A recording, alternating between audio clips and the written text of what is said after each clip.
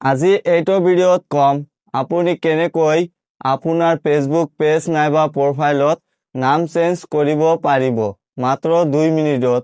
আহক ভিডিঅ'টো আৰম্ভ কৰি দিম। ফেসবুকত নাম চেঞ্জ কৰিবলৈ সৰ্বপ্ৰথমে আপুনি ফেসবুক ওপেন কৰিব।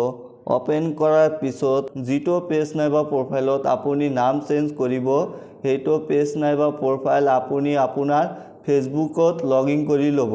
লগইন কৰাৰ পিছত আপোনাৰ প্ৰফাইলৰ ওপৰত ক্লিক কৰিব। প্ৰফাইলৰ ওপৰত ক্লিক কৰাৰ পিছত ওপৰত লেফ্ট সাইডত দেখা পাব 3 ডট নামৰ এটা অপচন, তাৰ ওপৰত ক্লিক কৰিব। ক্লিক কৰাৰ পিছত আকৌ এটা পেজ খোল যাব। সেটিং এণ্ড প্ৰাইভেচিৰ ওপৰত ক্লিক কৰিব। ক্লিক কৰাৰ পিছত ওপৰত দেখা পাই আছে সেটিং নামৰ এটা অপচন, তাৰ ওপৰত ক্লিক কৰিব। ক্লিক কৰাৰ পিছত আকৌ এটা পেজ খোল যাব। খোলাৰ পিছত আপুনি তললৈ অলপমান স্ক্ৰল কৰিব। স্ক্ৰল কৰাৰ পিছত দেখা পাব পেজ সেটআপ, তাৰ ওপৰত ক্লিক কৰিব।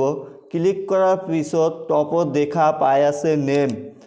মোৰ পেজৰ নাম হল মুনুৱাৰ ভাই 0022। নেমৰ ওপৰত সিম্পলি ক্লিক কৰিব।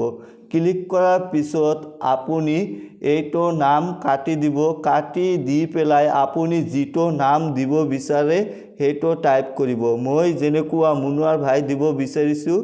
আৰু ইয়াত এটা কথা আছে, if you change your name you can not change it again for 16 days। যদি আপুনি কেইদিনমানৰ ভিতৰতে আপোনাৰ পেজ নাইবা প্ৰফাইলত নাম চেঞ্জ কৰিছে তো এইটো পেজ নাইবা প্ৰফাইলত আকৌ আপোনাৰ নাম চেঞ্জ কৰিব নোৱাৰিব যেতিয়ালৈকে 60 দিন নাইবা 2 মাহ হোৱা নাই। তো আপুনি যদি নাম চেঞ্জ কৰিব বিচাৰে নাম টাইপ কৰিব। মই জলদি টাইপ কৰি আছো।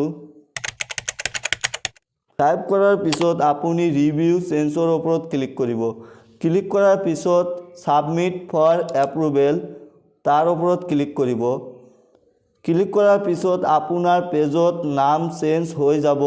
মোৰ এইটো পেজত নাম চেঞ্জ নোহোৱাৰ কাৰণ হল মই কেইদিনমান আগতে নাম চেঞ্জ কৰিছিলোঁ, সেইকাৰণে নাম চেঞ্জ হ'ব পৰা নাই।